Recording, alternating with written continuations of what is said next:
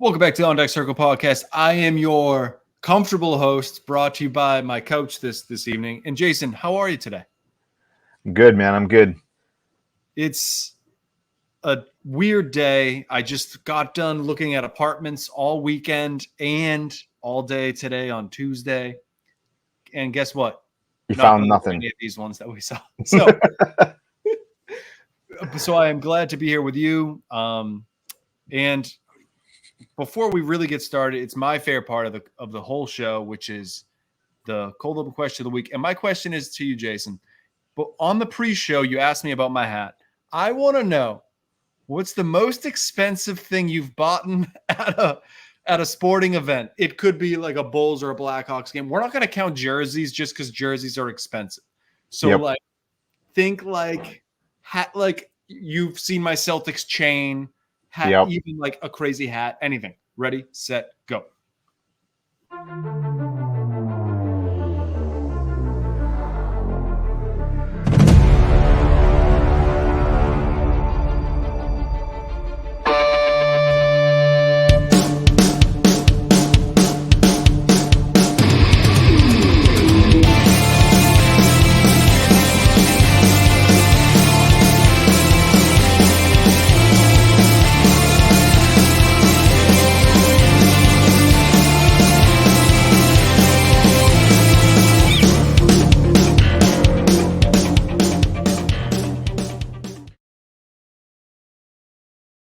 All right, Jason. So what do we got? I got a few. The same with you that I have a Bulls chain, which for what it is it's an insane amount what we paid for those things. I'm sure it's probably very similar in price. Like 30, might have been like 30 or 35 bucks. I was thinking it was like 35 bucks for a plastic chain and a foam logo on it. So that was up there just for, not that it was expensive, but for what you're paying for. But most expensive thing I have bought at a sporting event is a $99 Chicago Cubs hoodie. Okay. And it was mostly out of necessity. So it was cold. Yeah. I got confident. I was like, I think it was like May. So it was like still kind of warm, but then it got to be night and all of a sudden it was like 55 and I was freezing. Yep. So the reason I asked this is because this hat. So, do you know the brand 47? Yes. Oh yeah. Yep. So they've released like a special. It's a commemorative like line from the 2004, the 2004 Sox World Series. So my wife and I went to the game on Patriots Day, which is Marathon. Oh, nice. Day. So It was a beautiful day. The Sox lost maybe 8-0, but I knew this hat was going to be available in one of the pro shops or whatever. Yep. Online, $45. Fine. That's like, it's too much hat, but whatever. At Fenway, $50. Only $5 more, but $50 for a hat's a little much. But it is, as you said, it is a cool looking hat. It's pretty, like, it's got the old logos, it's got the colors, all that. Mm-hmm. So it's something that ideally lasts, but you never really know. Also, if I'm going to just complain about Fenway, I went to the game. I go to get a sausage, Italian sausage, peppers, onions, everything. I get there. They go, "Can you wait 30? We need to cook up." It's like the busiest day at Fenway Park when they sell. Like nothing. So then I was like, "No, I'll just go get 2 dogs." Like, all right. Go over, get 2 dogs. We'll get 3 because my wife wanted a dog. They say the ketchup's over, like at the dispenser. Dispenser was empty, Jason. I was livid. And thankfully, my wife, great, went and bought me a gigantic cookie. Okay. The cookie was like this big. Guess how much the cookie cost? I'm going to go $18. Over $20 for a cookie? Oh, we just got confirmation. It was 18. Price is right. That's like I win something for getting exactly the amount. I'm going to give you 1 win on your best bets. For the correct thing. One thing I will say, we don't have that type of problem here in Chicago. Is we don't put ketchup on our hot dogs. Yep, you do. So we don't have empty ketchup because the ketchup's always full because nobody ever uses it. Yep, because I'm a child. I just There's a funny saying we have here in Chicago where it's called I want to say it's called like a movie rating, right? Like it's rated R, PG-13. Yep. We have NK-17. No ketchup over the age of 17. Oh, wow. Okay. You like that, huh? Yeah. Yeah. I would not pass. But yeah. I was going to ask you, too, is Patriots Day, like, does the city, like, do you guys get the day off? Do a lot of people have the day off that day? City is shut down for the most part.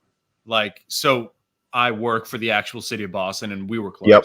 A lot of the businesses are closed just because it's like there's transportation's fucked because of the train, like everything. Yeah, but couldn't have asked for a better day. Yeah, I was watching the game. It looked super nice out. 60s, like we had great seats. That was fun, except for the fact that they got fucking shit kicked. But they've been good. They're treading water. Yes. Everyone's getting fucking hurt. Yep. Which is why we don't have the luchador mask, just because I'm sad.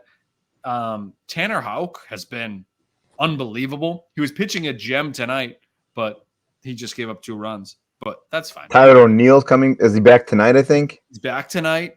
Devers is back tomorrow. Let's get some momentum. Just play meaningful games in the summer. That's really what I care about. They've shocked me so far this early season. I did not expect them to come out like the way that they've been playing, especially with the pitching staff. It's kind of I mean, Andrew Bailey might be smart. It just the thing is just like get Nick Pivetta. Like everyone is hurt. Yeah. And like it's not one of those things where like you're blaming injuries, because I don't think they'd be great. But like at least field the team that we want to field. Not like I am worried about Yoshida in general. I don't know what his deal is. He has not been great this season. Yeah. We'll see. Because this is not a Red Sox podcast. I was high on Yoshida last year. I had him in like TGFBI. Yep. I bought him in one of my hometown leagues. Not a bad player for fantasy purpose.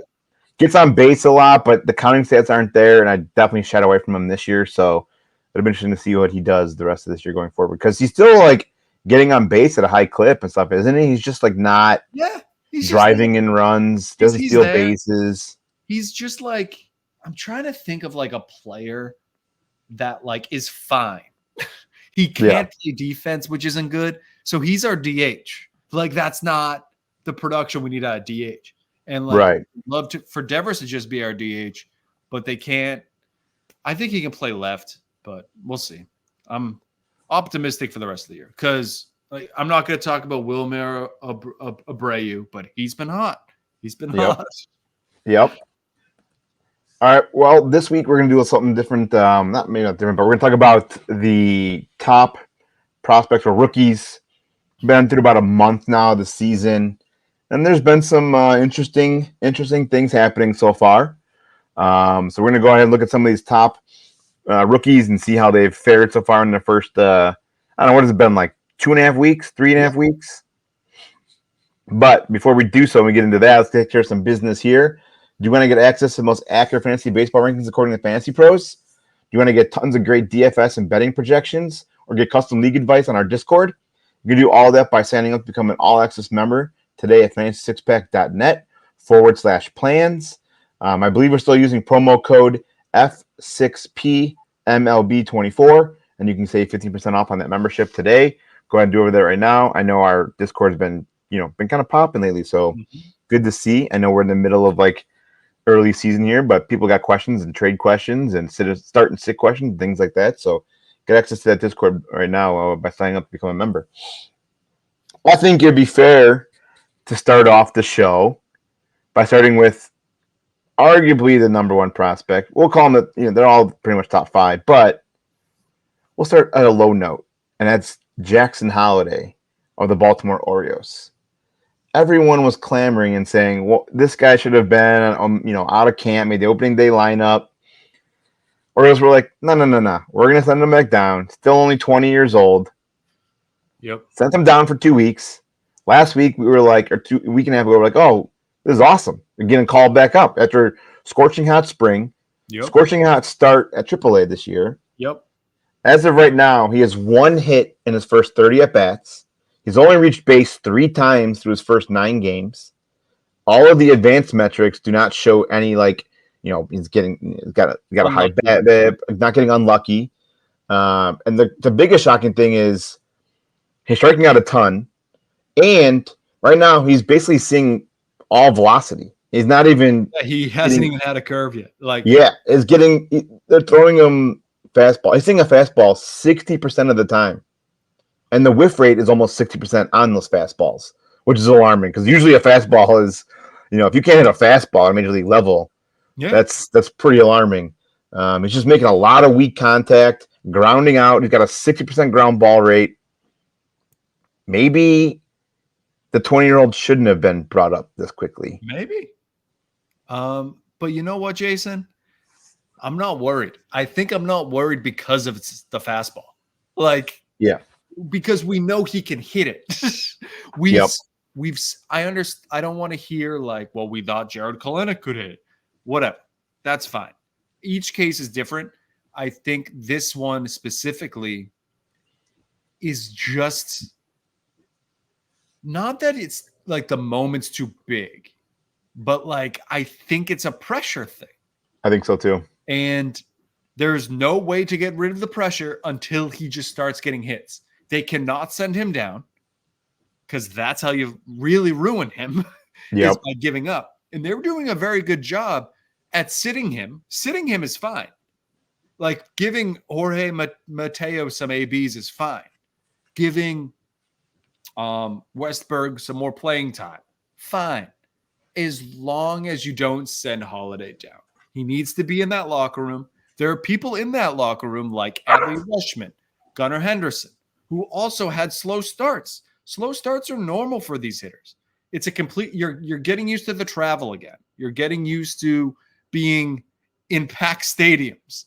And not saying he's not used to those things yet, but got to give it until maybe May, this time in May before you even think about sending him down. I'm excited because if he's starting tonight, I finally get him eligible for second base. And my shortstop is Bo Bichette, who I'm not going to start Jackson Holliday over. So I haven't even used him yet in my daily in one of my leagues. So if we were to, I don't know if you listen to Part of My Take, Jason. Do you know how they talk about the panic button? Yep. The panic button is still in the drawer. I'm not taking it out. It's still in there. It's tucked behind some other junk. It's still in the junk drawer. I'm not even thinking about opening it yet. I'm confident that, one, this team, being the Orioles, are very smart. They just brought up Heston Kjerstad. Yep. We saw last year Cowser. Cowser struggled when he first got up. So I'm confident that they'll do the right thing and keep him up. Continue to just make sure you're getting the right people to talk to Holliday. Just like a veteran presence for him to just be like, hey, man, this is the big leagues. You're going to go through stretches like this. Yeah, it made some good points there. And again, it's only 32 plate appearances. Not like this has been going on for an extensive amount of time. I think it is a pressure thing. However, they are batting him, in the 9 hole, so it's not like he's getting a ton of pressure where he's batting in the order. But we've seen him produce against major league pitching. And spring training this year in 2024, he was really good against the major league pitching. So it's not like he's overmatched. We've seen him do well against the major league pitching. So I think just same with Baltimore, if you're the owner of Jackson Holliday, especially in Dynasty for sure, but even in redraft, just give it some time. Maybe put him on. Nothing wrong with putting him on your bench and waiting for him to get hot and then put him back in there. Now, Bo Bichette, that's I got Bo Bichette in another league too, and he's a little. I have him in a Dynasty league, and not to go off on too much of a tangent, but there was signs of him being decline or regression this year because he wasn't a very good 2023. Yep, he's off to a very bad start in 2024. But again, we're not going to talk too much about Bo this Bichette. isn't a Bo Bichette there. Yeah, exactly. So If we go, talk about like buy or sell, I am not selling Jackson Holliday. I am holding. I think he will eventually rebound here at some point. All it's going to take is like a 2-hit, 3-hit game, and he'll start stringing hits together, and we won't even be talking about the first 30 plate appearances of his career. All right, let's jump over to another rookie that he was, getting compared to earlier this year, and that is Wyatt Langford. We kind of brought it up in last week's episode, but here we are again. Still no home run, but he has been really good. He's making really good solid contact at the plate. He does have 3 extra base hits, including a triple. A lot of warning track power right now. Just waiting for that first home run, which it'll come any day now. Like I said, is not making a ton of hard contact still. Still has a great approach at the plate. He isn't swinging and missing a lot. He's still only striking out like 20% of the time. So it's not like he's overmatched. And for the most part, he looks really good. The only thing that we're missing right now are the home runs. Mm-hmm. Exactly. I'm not. This is like, part of me enjoys when you're just hitting the ball as opposed to home runs, especially with young players, because then you don't want them to just like sell out for the homer. I fully understand that like they're professionals and they don't actually think that way.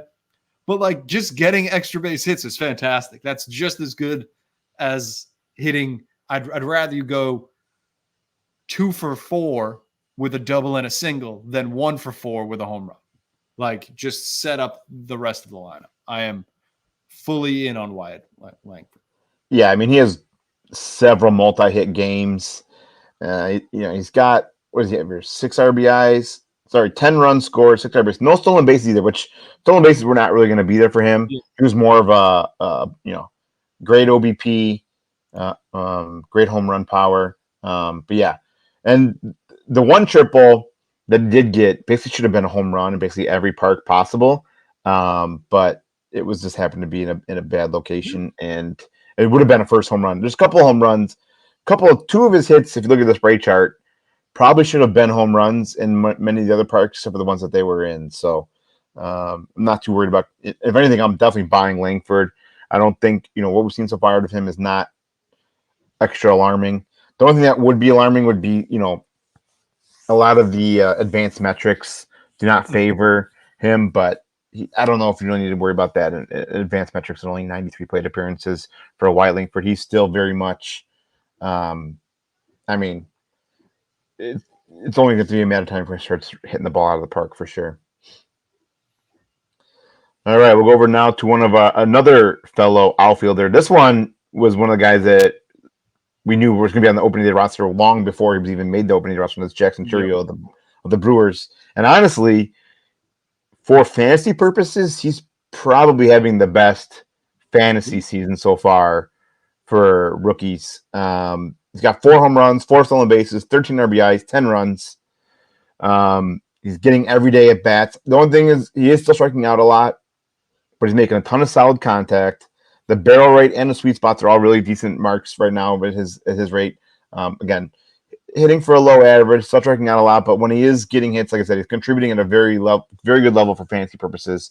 Even though that the quote unquote real baseball stats aren't there, like the average is still really low and stuff like that. But like I said, I think of the counting stats we're concerned about for fantasy purposes, he's probably the best rookie hitter right now.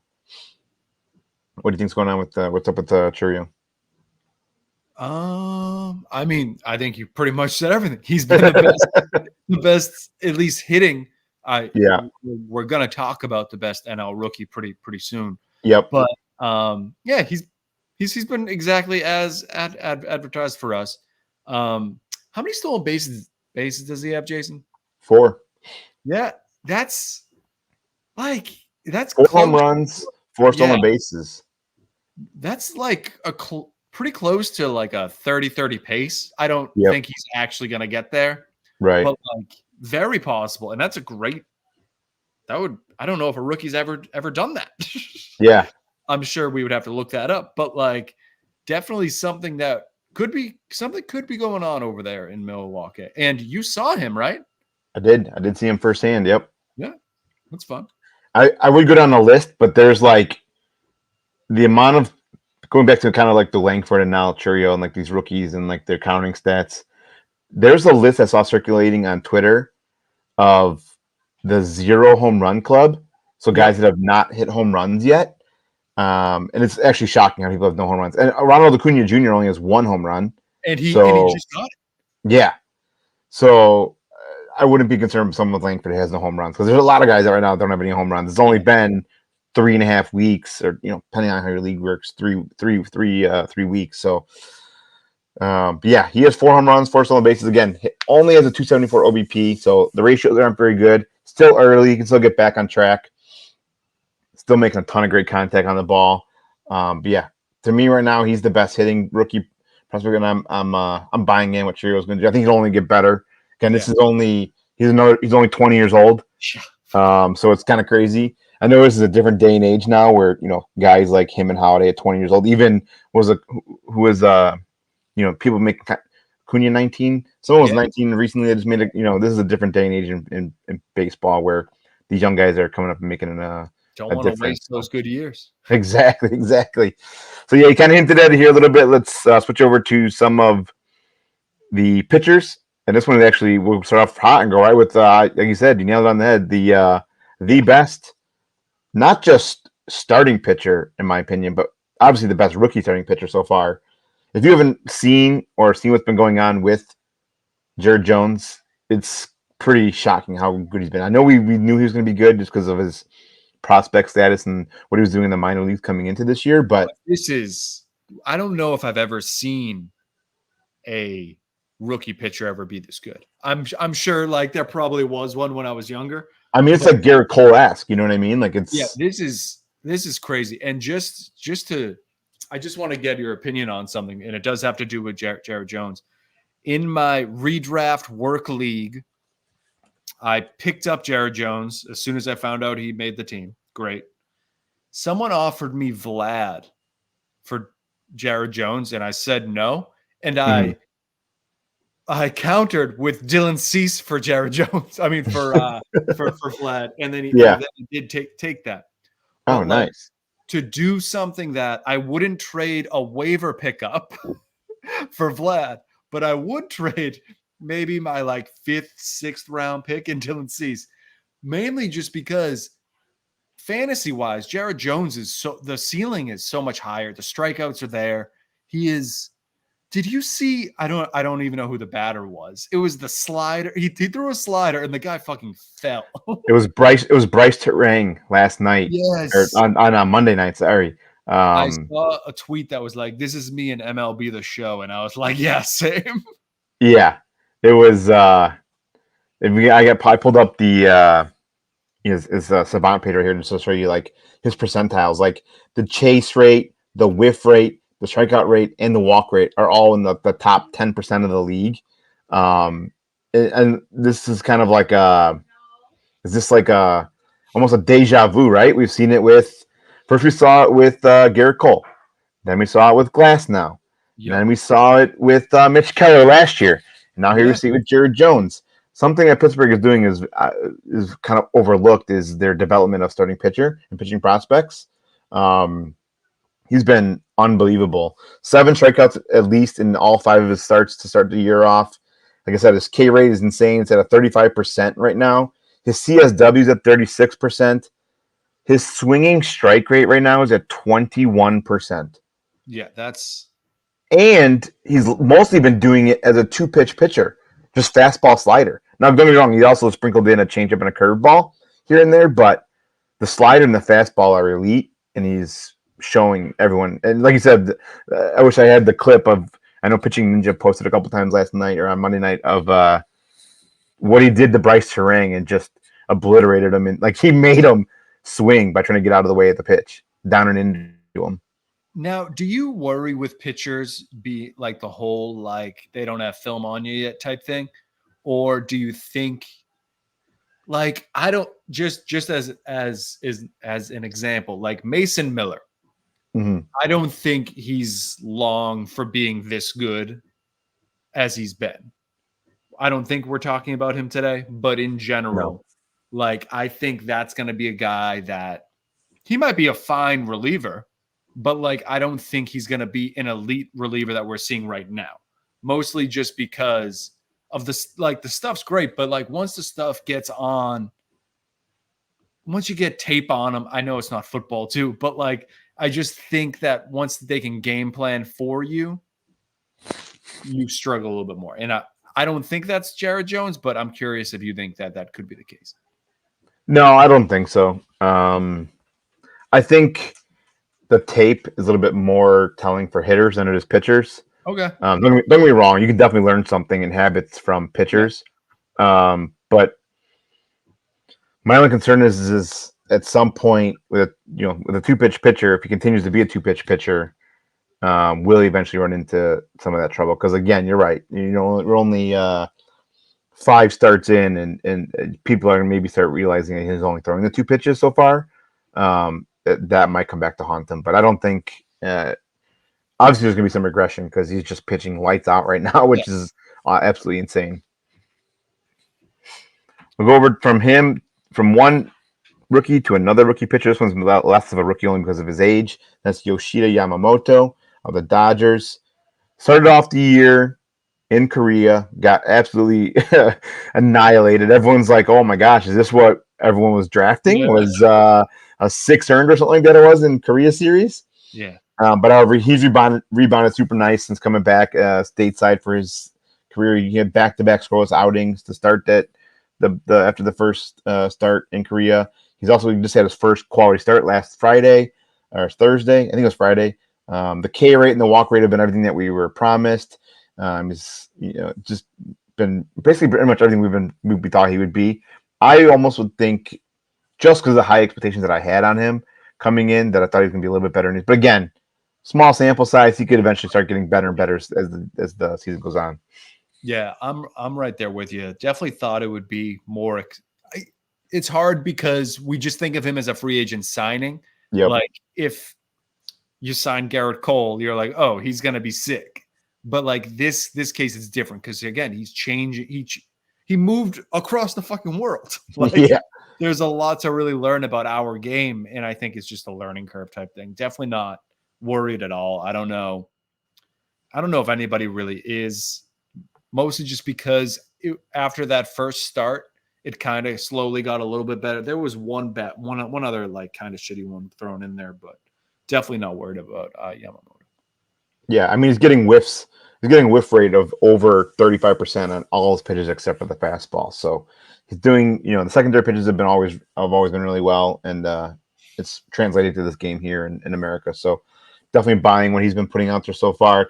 I would almost assume that he continues to get better and better as the years go on, as the season goes on, and acclimates himself to a new country. You know what I mean? It's always like that's always I feel like a lot of times these guys might struggle, and think about if you moved across the world and had sort of a new job, and would you be as good as you were, back in your home country? Probably not. I was just looking at apartments on the other side of Boston, and I was like, I do not like it here. Exactly. So I think as the season goes on, he'll continue to get even better and better, and he might be in the running for that rookie of the year too. It's come on from Yamamoto to his teammate and my fellow new favorite Cub, and that's Shota Imanaga. This is all you. I'm going to let you take the floor here. You can filibuster. I mean, when he signed, I was like, oh, was this guy just like the discount pitcher that we're going to get? He's going to come over and just be middling, SP 3 or 4 for the Cubs and just like, give up. He'll be lucky to get like through 5 innings. And it's been exact opposite of that. He's almost even been better than Yoshida in some ways. He's already got 3 wins. 3 out of his 4 starts have been wins. And 3 of them were all scoreless. He gave up his first 2 runs last week against Miami of all teams. He's already had, of his 4 starts, 2 of them have been quality. The most impressive thing to me is the walk to strikeout ratio. He only has 2 walks to his 21 strikeouts through four starts so far this year. He's only given up 2 earned runs, which I just talked about so far this year. He's been almost unhittable at times. Well, at times he has been unhittable, and I've just been super, super happy with what I've seen out of him so far. And again, similar to Yamamoto, he might only get better as the season goes on too, as he acclimates to America. The only thing I would worry about him is as the weather warms up in Chicago here and Wrigley, so does the offense and the home runs. Yep. But if he can continue missing bats and limiting the hard contact like he has already so far, I mean, he's slowly becoming. He's going to become he basically is already, I would say, the Cubs' number 2 behind Justin Steele. And honestly, he's probably their ace when Steele's out right now. No, I mean, Kyle Hendricks been ass. Hopefully they just DFA him. Now I just saw yesterday they brought up Wesneski again. Hopefully they either phantom IL Kyle Hendricks or DFA him. At this point, he probably needs to be DFA'd. I think he did. Oh, did they? Okay. Unless it was just other Cubs fans saying they want him on the DL. Gotcha. Yeah, we brought up Matt. Lower back thing.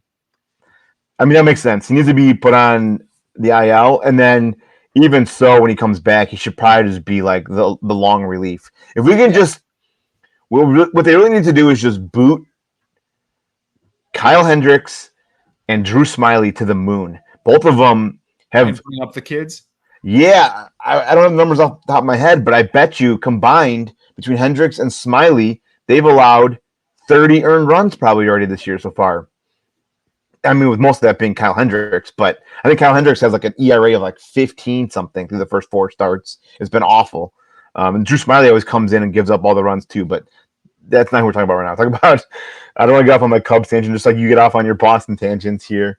But yeah, I am all in on Shota, not just as a homer. He's been more and way above and beyond what we thought we were getting as fantasy community, not just the baseball community. Nice. I think anyway. I don't know. I wish I had it up. He's severely outperforming his ADP. Oh yeah, 1,000%. He is. And again, it's small sample, but I mean, yeah, it's been above and beyond his ADP for sure through the first 4 starts. And I think he pitches tonight or tomorrow. I can't remember. It's coming up. Yeah. All right. Got one more guy here to talk about, and that's yet another Japanese import, and that's Jung Hoo Lee of the Giants. And to me, the biggest I wasn't too familiar with his game when he signed, but to me the biggest thing that surprised me is the plate discipline. It's been exceptional. He's only striking out 9% of the time. Both his whiff and K rate rank in the top 1% of the league. And honestly, the power too. The power. We've already got. Speaking of guys that man, 2 home runs already, and his OPS is 730. Like I was expecting more of like a slap guy, like a slap hitter. Maybe just because I'm thinking of Ichiro, but like hits it to the outfield. But former On Deck Circle Pod guest Bob Osgood told me to expect 15 home run power. So I eventually bought him in a lot of places. No dynasty leagues. All of my redrafts, I do think I have him, and he's great. You just leave him in there and just let him play.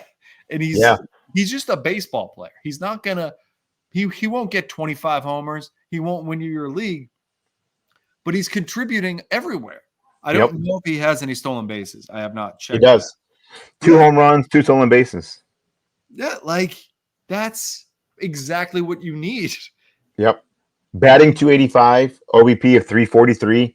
I drafted him in TGFBI only for the sheer fact that we need 5 outfielders, and I was like, this would be a bench piece. He's been my starting outfielder all year. He's probably been your best one. Pretty much, yeah. I mean, it's pretty close, yeah, for sure. He's been a huge surprise to me for sure. I think of all the rookies, not for the sense that he's been the best, but he's been my most surprising just because I thought he would, like you said, he's just gonna be like some slap hitter that came up and like batted 260 in his first year and got a couple, maybe like 60 runs scored. But yeah, no, he's that Giants team in general is like a team you kind of gotta be like they're close to one of those smart orgs, like not like Dodgers smart, but this was such a good signing and he fits in perfectly there. I'm happy. Probably the happiest I am over any rookie that I drafted. Like whether it's Wyatt Langford, just because like Wyatt Langford was going inside the top 100, depending on the time you're picking. And then this you were getting basically for free. Yep. Yeah, so that's going to do our wrap up of the first couple weeks of the rookies and buying selling on them. I'll end it on this. Of all the rookies we talked about, who do you want the most in Dynasty League? If we were holding a draft of just these, what was this, 8 guys? It would probably still be Holliday or Langford, and I want to pick Jones. Right. You can't. It's a pitch. He's gonna lose a year or two in the next 5 years. So like, yeah, I'd probably go Holliday just because it's that second base shortstop eligibility as opposed to just Langford's outfield. Yep. But I mean, Holliday's just been so good in like up until the last 2 weeks. the last 2 weeks. So I'm really just buying into that. Yeah. Yeah, I'd probably go Langford just because of his ascension that he's had, and he's somewhat produced and shown that he's continuing to ascend even at a major league level.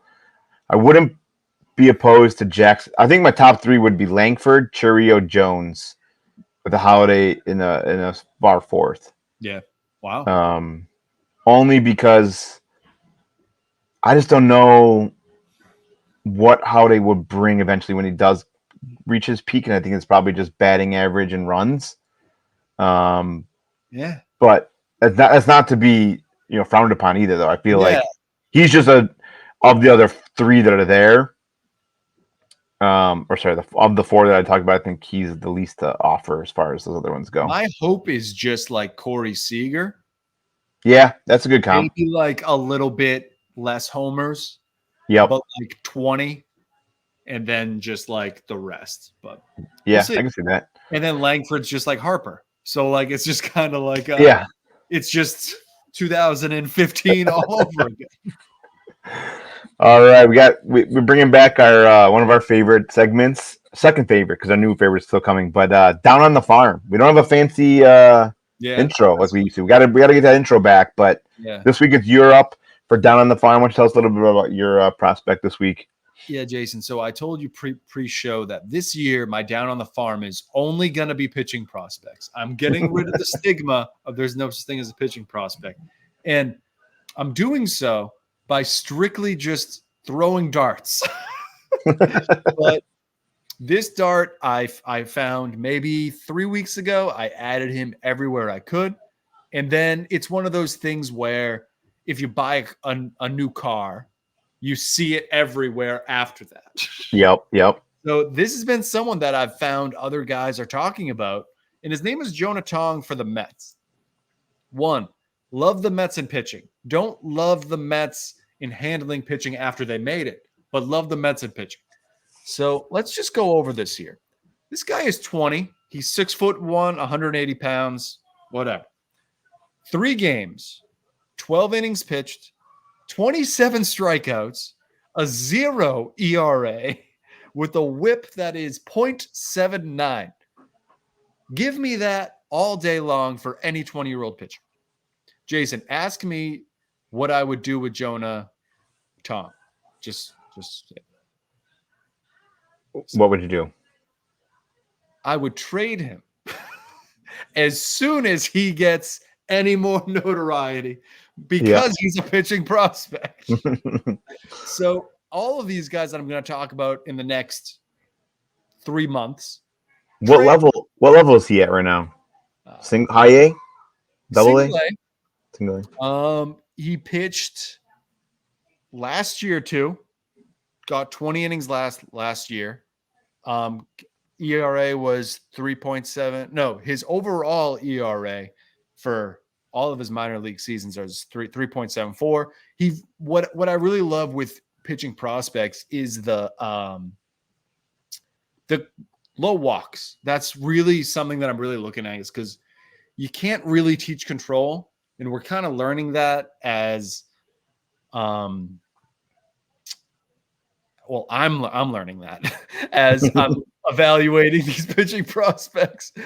But again, and he's not an incredibly hard thrower, which is another thing that I'm kind of targeting now, because I'm looking at those junk pitchers that are just throwing like low maybe not 90s. low 90s, like 90 to 95 with like good secondaries as opposed to the like 105 mile per hour slider. But Jonah is someone that I would definitely like to keep an eye on throughout this year. And I think we should actually, I'll do this. I'll keep track of these and maybe we can do like a recap show at the end of the year being like, this is where Jonah is now. Like this is where he was at.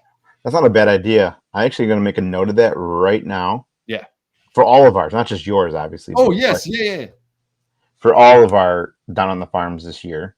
Because there have been times where I feel like we've mentioned guys and they've actually kind of ascended. Yeah. So I'm going to make note of our first one of the year. Here's Jonah Tong. Next week will be mine. And then, we'll check them out at the end of the year and see exactly where they've gone. Yeah, where they've gone up or they've gone down or they've ascended, descended, things like that. Look at us just making shows for us later in life. Exactly. All right, well, before we get out of here, we got one of our favorites.